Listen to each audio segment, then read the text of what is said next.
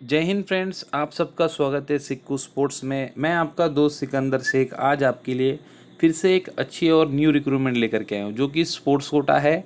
Railways का zone यहाँ पे देखने मिलेगा आपको, वेस्टर्न रेलवे मुंबई। ठीक है, ऑनलाइन फॉर्म है। ऑल ओवर इंडिया से मेल फीमेल दोनों अप्लाई कर सकते हैं। किसी भी स्टेट का कैंडिडेट हो, इसमें सब अप्लाई कर सकते हैं। तो यहाँ पर हम जानेंगे कि इसमें गेम कौन से है, क्वालिफिकेशन क्या लगेंगी, एज लिमिट क्या है, एप्लीकेशन फ़ीस क्या है। ये सारा कुछ मैं इस वीडियो में बताऊंगा। लास्ट तक बने रहेगा ताकि आपको समझ में आए कि इसमें आपने फॉर्म भरना है या नहीं भरना है। ठीक है, तो पहले हम चलते हैं इसमें नोटिफिकेशन की तरफ। तो यहाँ पर देखिए, ग्रुप सी के लिए 21 वैकेंसी है और ग्रुप डी के लिए 43 वैकेंसी। टोटल ये 64 की ये वैकेंसी आ रखी है। और यहाँ पे आपको जो फॉर्म है ऑनलाइन फिल करना है। ऑनलाइन फॉर्म फिल करते समय आपको याद रखना है, इसमें पीडीएफ में नीचे में कास्ट के जो एक फॉर्मेट दिए गए हैं, ओबीसी के, एससी एसटी के और डिस्क्लेरेशन दिया है, इसी पीडीएफ में दिया है। उसी फॉर्मेट में जो है आपको आपका कास्ट सर्टिफिकेट और डिस्क्लेरेशन अपलोड करना है। ठीक है, दूसरे फॉर्मेट में अपलोड करोगे तो रिमार्क आएगा। जब आपका डॉक्यूमेंट वेरिफिकेशन रहेगा तब आपको ये बुलाएंगे, वो लेकर आओ, नहीं तो कुछ जोन में जो है रिजेक्ट कर देते हैं। वैसे वेस्टर्न रेलवे में जो है रिजेक्ट तो नहीं करते, फिर भी आप इस चीज़ का ध्यान रखिए। लास्ट डेट यहाँ पे देखिए ऑनलाइन अप्लाई करने की 14 सितंबर शाम के 6 बजे तक है। ऑनलाइन फॉर्म करना है, 14 सितंबर इसकी लास्ट डेट है, ये आप याद रखिए। ठीक है, फॉर्म स्टार्ट हो चुके हैं, मैंने इसका डिस्क्रिप्शन में लिंक दिया है, वहाँ से जा कर के आप इसको अप्लाई कर सकते हो। तो पहले यहाँ पर हम देखेंगे लेवल 4 और 5 की वैकेंसी। ठीक है, लेवल 4 और 5 में कितनी सीट है। ठीक, तो लेवल 4 और 5 के लिए आपको अप्लाई करने के लिए यहाँ पर ग्रेजुएशन चाहिए। 12th 10th पास ये इसमें अप्लाई नहीं कर सकते। किसमें? लेवल 4 और 5। इस लेवल 4 और 5 में आप अप्लाई नहीं कर सकते 10th और 12th वाले। इसमें सिर्फ ग्रेजुएशन जिसने किया है वही लोग इसमें अप्लाई करेंगे। तो पहले यहाँ देखेंगे इसमें वैकेंसी कितनी है। तो यहाँ देखिए, बास्केटबॉल वुमेंस के लिए यहाँ पर एक सीट है। ठीक है, और साथ में यहाँ पे क्रिकेट मेंस के लिए एक सीट है, क्रिकेट वुमेंस के लिए यहाँ पर एक सीट है। यहाँ जो है आपकी प्लेइंग पोजीशन लिखी है ऑलराउंडर। ठीक है, यहाँ रेसलिंग वुमेंस में देखो, फ्री स्टाइल में यहाँ वेट कैटेगरी दी है, एक सीट है, एक वैकेंसी है। फिर यहाँ पे रेसलिंग मेंस के लिए यहाँ पर एक सीट है। टोटल 5 सीट है लेवल 4 और 5 के लिए। इसमें लेवल 4 और 5 क्या होता है, ये ग्रेड पे होते हैं आपके। लेवल 4 और 5 जो है सैलरी का इसमें डिफरेंस होता है, और आपका सैलरी में भी बहुत डिफरेंस आता है इसमें। ठीक है, तब ये इसके नीचे देखेंगे अपन लेवल 2 और 3। ठीक है, लेवल 2 और 3 के लिए आपको 12th पास चाहिए। ठीक है, 12th पास नहीं है, 10th पास प्लस ITI है तो भी आप इसमें अप्लाई कर सकते हैं। ठीक है, लेवल 2 और 3 के लिए ये बात याद रखिए अच्छे से। अब यहाँ पे देखिए, बास्केटबॉल वुमेंस के लिए ऑलराउंडर में एक वैकेंसी है। उसके बाद में क्रिकेट मेंस ऑलराउंडर यहाँ पर 3 वैकेंसीज है। साथ में क्रिकेट वुमेंस के लिए यहाँ पर 2 सीट है। और कबड्डी की सिर्फ मेंस की वैकेंसी है, ऑलराउंडर प्लेइंग पोजीशन दी है, 2 सीट है।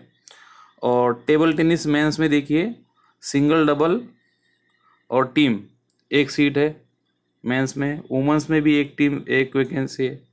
ठीक है, टेबल टेनिस में वुमेंस में भी एक वैकेंसी है। साथ में यहाँ पर रेसलिंग वुमेंस में यहाँ पर 3 सीट है। लेवल 2 और 3 के लिए रेसलिंग वुमेंस में 3 सीट है। और रेसलिंग मेंस के लिए यहाँ पर आपको एक वैकेंसी मिलने वाली है।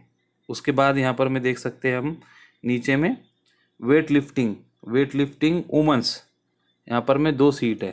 तो टोटल जो है लेवल 3 और 2 के लिए 16 सीट है। अब इसके बाद आती है लेवल 1 में, यानी 10th पास वाले अप्लाई कर सकते हैं अच्छे से। ठीक है, तो यहाँ पे अब हम लेवल 1 के देखेंगे वैकेंसी।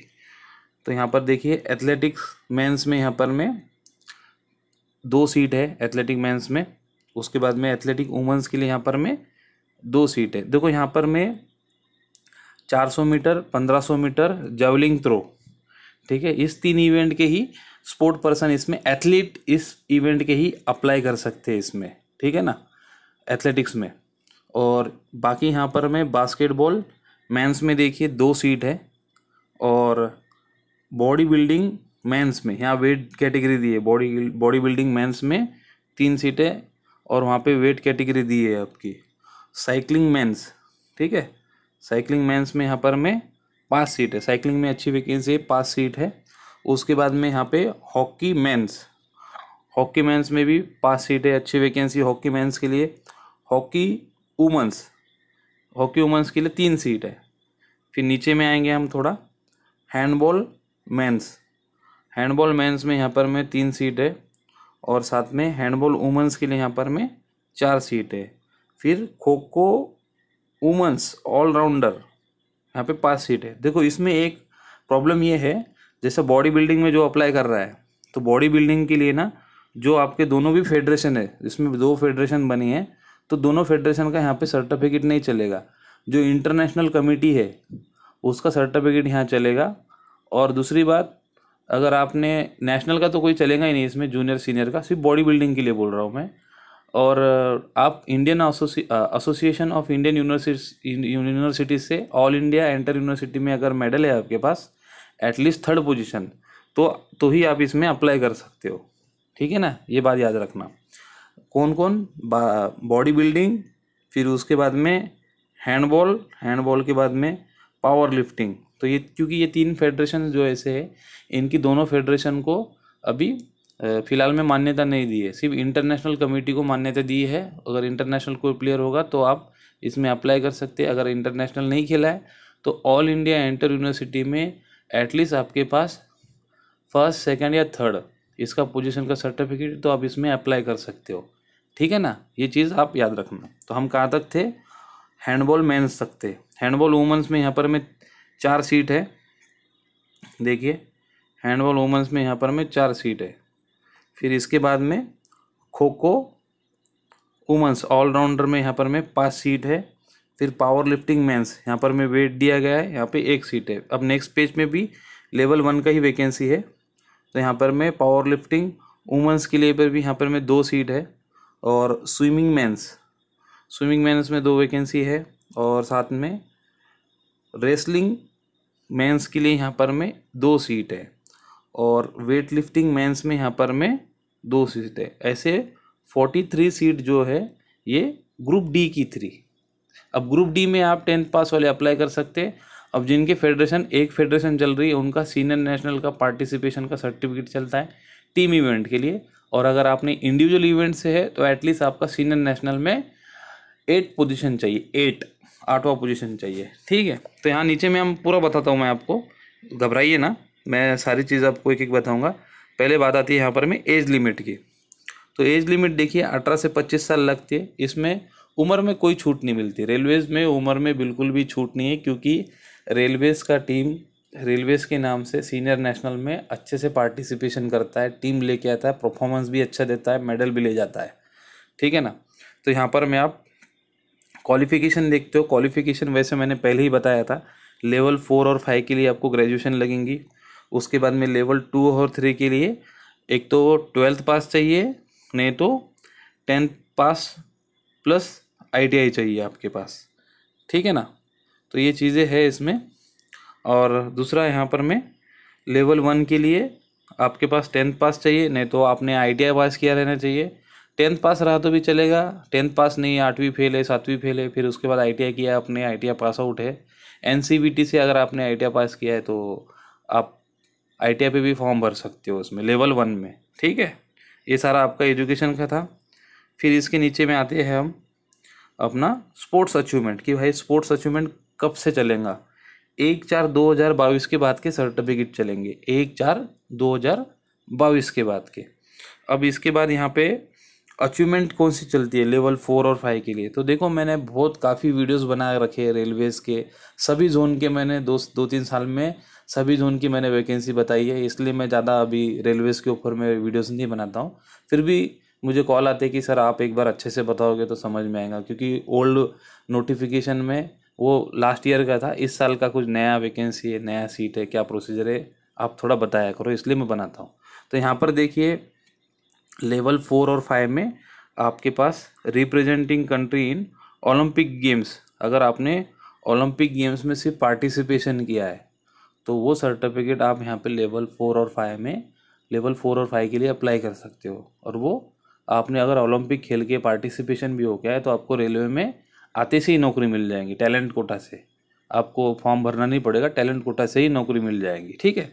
दूसरी बात यहाँ पे बी में दिया है at least third position in world cup junior youth and senior category. जैसा वर्ल्ड कप में अगर आपका जूनियर यूथ या सीनियर कैटेगरी में एटलीस्ट थर्ड पोजीशन है तो भी आप इसके लिए अप्लाई कर सकते हो। वर्ल्ड चैंपियनशिप में जूनियर सीनियर कैटेगरी में आपने अप्लाई किया है यानी मेडल लिया है एटलीस्ट थर्ड पोजीशन, तो भी आप लेवल 4 और 5 के लिए अप्लाई कर सकते हो। साथ में यहाँ दिया है Asian games senior category, Commonwealth game senior category, youth Olympic championship trophies hockey के लिए, और बैडमिंटन की भी एक ट्रॉफी दी है। इसमें अगर आपने एटलीस्ट थर्ड पोजीशन लिया है तो आप जो है लेवल 4 और 5 के लिए एलिजिबल रहोगे, ठीक है। अगर आपने सीनियर नेशनल खेला है और सीनियर नेशनल में मेडल है और आपके पास ग्रेजुएशन है और आप सोचोगे लेवल 4 और 5 के लिए अप्लाई करूँगा, तो नहीं हो पाएगा।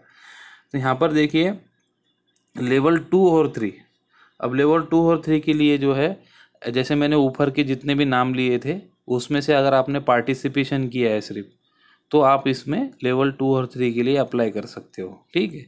उसके बाद में सीनियर या junior national, senior junior national, youth national at least third position, तो आप लेवल 2 और 3 के लिए अप्लाई कर सकते हो। उसके बाद में नेशनल गेम्स में अगर आपके पास एटलीस्ट थर्ड पोजीशन है तो भी आप इसमें अप्लाई कर सकते हैं। उसके बाद में अगर आपके पास ऑल इंडिया इंटर यूनिवर्सिटी में मेडल है तो भी आप इसमें अप्लाई कर सकते। First position in federation cup, senior category में सिर्फ फर्स्ट पोजीशन है आपके पास फेडरेशन कप में, तो लेवल 2 और 3 के लिए आप बिल्कुल अप्लाई कर सकते हो। 12th पास चाहिए, साथ में अगर 12th पास नहीं है तो 10th पास चाहिए, 10th पास प्लस ITI चाहिए, ठीक है। अब इसके बाद में आता है लेवल 1 की बारी। लेवल 1 में देखिए, लेवल 1 में जितने भी मैंने अभी ऊपर की जो बताए थे इंटरनेशनल टूर्नामेंट, उसमें से अगर आपने रिप्रेजेंट किया है तो लेवल 1 में आप बिल्कुल अप्लाई कर सकते हैं। इंटरनेशनल प्लेयर कभी भी लेवल 1 की जॉब नहीं लेता है, ठीक है। तो सीधी सी बात है। तो हम नीचे आते हैं, नीचे आने के बाद यहाँ देखिए at least third position in federation cup senior category में एटलीस्ट थर्ड पोजीशन है आपके पास, तो आप इसमें लेवल 1 के लिए अप्लाई कर सकते हो। और ऑल इंडिया इंटर यूनिवर्सिटी में फर्स्ट सेकंड थर्ड पोजीशन है तो भी आप इसमें अप्लाई कर सकते हैं। बाद में सीनियर कैटेगरी, सीनियर नेशनल में आपके पास एटलीस्ट पार्टिसिपेशन का सर्टिफिकेट, टीम इवेंट के लिए बोल रहा हूँ, तो आप लेवल 1 के लिए अप्लाई कर सकते हो। At least 8 position in individual event, ठीक है, जैसे बॉडी बिल्डिंग हो गई, बैडमिंटन हो गया, टेबल टेनिस हो गया, ऐसे गेम्स है तो इंडिविजुअल है, तो उसमें अगर आपने 8 पोजीशन रही आपकी तो आप इसमें बिल्कुल अप्लाई कर सकते हैं लेवल 1 के लिए, ठीक। बाकी यहाँ पर मैं कुछ डिटेल्स दी गई है एथलेटिक्स के लिए कि कौन से लेवल के लिए कौन सा प्लेयर एलिजिबल है। यहाँ पर मैं ग्रेड पे के लिए, ग्रेड पे यानी 1900 के लिए लेवल 2 के लिए सीनियर स्टेट का जो है यहाँ पर मैं पूरा लिखा गया है, national inter senior state athletic championship, वो वाला भी लेवल 2 में अप्लाई कर सकता है, ठीक है, जिसका मेडल विनिंग है। तो यहाँ पर मैं पूरा लिख करके दिया है उन्होंने अच्छे से, गेम के नीचे में सारा कुछ डिटेल दिया गया है, कौन से इवेंट चलेंगे, कौन से चैंपियनशिप चलेंगे। क्रिकेट में भी यहाँ पर मैं उन्होंने अच्छे से लिख करके दिया है। फिर बाकी हम नीचे आते हैं मेन चीज़ पे, जैसा मैं बीच में बता रहा था बॉडी बिल्डिंग का और वॉलीबॉल का।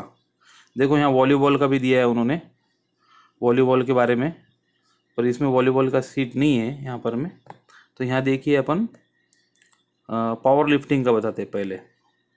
देखो पावर लिफ्टिंग का, देखो यहाँ पे इंडियन पावर लिफ्टिंग फेडरेशन और it's affiliated unit after 2017 will be not consider. 2017 के बाद के जो है इनके जो है ये कंसिडर नहीं करेंगे। कंसिडर किसको करेंगे? एसोसिएशन ऑफ इंडियन यूनिवर्सिटीज़, समझ गए ना आप, एसोसिएशन ऑफ इंडियन यूनिवर्सिटीज़।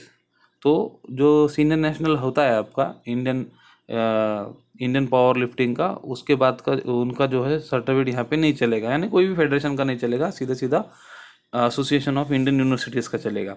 अब आता है हैंडबॉल की तरफ। तो हैंडबॉल का देखिए यहाँ पर मैं हैंडबॉल फेडरेशन ऑफ इंडिया, देखो 2021 से 2023 के जो है टूर्नामेंट ये कंसिडर नहीं करेंगे। और यहाँ पर मैं एसोसिएशन ऑफ इंडियन यूनिवर्सिटीज़ का ये सर्टिफिकेट ये करेंगे कंसीडर। उसके बाद में इंटरनेशनल फेडरेशन जो रिकॉग्नाइज है वो उसका जो सर्टिफिकेट यहाँ पे कंसीडर करेंगे। ठीक है, हॉकी का तो हॉकी इंडिया चलता है 1 नंबर। ठीक है, राइफल शूटिंग में भी कोई दिक्कत नहीं है। बॉडी बिल्डिंग में दिक्कत है। बॉडी बिल्डिंग में देखिए, Indian body building federation of India, इसका जो है 2021 के बाद का जो है सर्टिफिकेट कंसिडर नहीं होगा। एसोसिएशन ऑफ इंडियन यूनिवर्सिटी का सर्टिफिकेट कंसिडर होगा। ठीक है, ये थी पूरी आपकी एकदम सटीक जानकारी। अब यहाँ पे आपको पूरा इसमें बताया गया है कि कौन सा अंडर-19, अंडर-20, अंडर-18, अंडर-23 के यहाँ पे ट्रॉफीज़ के नाम दिए गए हैं। तो आप ये चेक कर लेना।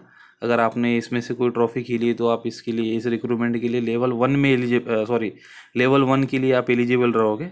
ठीक है, तो यहाँ पर देखिए एप्लीकेशन फ़ीस तो आपको पता ही है, 250 रुपये फ़ीस लगती है SC ST और वुमेंस कैंडिडेट के लिए, और 500 रुपये UR और OBC कैंडिडेट के लिए लगती है। ठीक है, बाद में इसमें से कुछ रिफंड भी आती है फ़ीस। और यहाँ पे आपको सिलेक्शन प्रोसेस पता है कि ये प्योरली पूरी ट्रायल बेस पे होती है, एग्ज़ाम नहीं होता है यहाँ पर में। क्वालिफाइंग मार्क्स रहते हैं इसमें, अचीवमेंट के मार्क्स दिए जाते हैं। तो देखो यहाँ पर में पूरा टोटल जो है 100 मार्क्स का होता है, 100 मार्क्स का। उसमें से पहला जो है आपका 50 मार्क्स का जो आपका स्पोर्ट्स अचीवमेंट है उसका होता है, उसमें से 50 मार्क्स मिलते हैं आपको। अचीवमेंट के 50 मार्क्स रहते हैं सर्टिफिकेट के, किस लेवल का खेला है, कितने लेवल के क्या है। उसके बाद में 40 मार्क्स का जो है आपका ट्रायल होता है। तो ट्रायल पहले हो जाता है। ट्रायल में से अगर आपके पास 25 के ऊपर में है तो फिर आप आगे के प्रोसेस में जाते हो, क्वालिफाइंग रहता है ट्रायल के लिए। ठीक है, 1 मिनट बता देता हूँ 25 है कि कितना है, यहाँ पर में लिखा रहता है। हाँ, 25 मार्क्स है बराबर। ये देखो, कम से कम आपको 25 मार्क्स लेना होता है फिट के लिए, कि फिजिकली फिट है। ठीक है, अचीवमेंट हायर है और ट्रायल में कमज़ोर है, 25 के ऊपर मार्क्स आ रहे हैं तो आप फिट है। फिर एजुकेशन के आपको यहाँ पर में 10 मार्क्स रहते हैं। ऐसे टोटल 100 मार्क्स का ये होता है। तो 100 में से फिर मेरिट बनती है, फिर मेरिट के हिसाब से फिर सिलेक्शन होता है आपका। ठीक है, अगर आपको कुछ भी डाउट है तो आप मुझसे पूछ सकते हो कमेंट सेक्शन में, कमेंट करके। डिस्क्रिप्शन में मैंने इसका लिंक दिया है, जा कर के आप यहाँ से फॉर्म भरिए, PDF भी वहाँ से डाउनलोड करिए। अगर आपने अभी तक चैनल को सब्सक्राइब नहीं किया तो चैनल को ज़रूर सब्सक्राइब करें।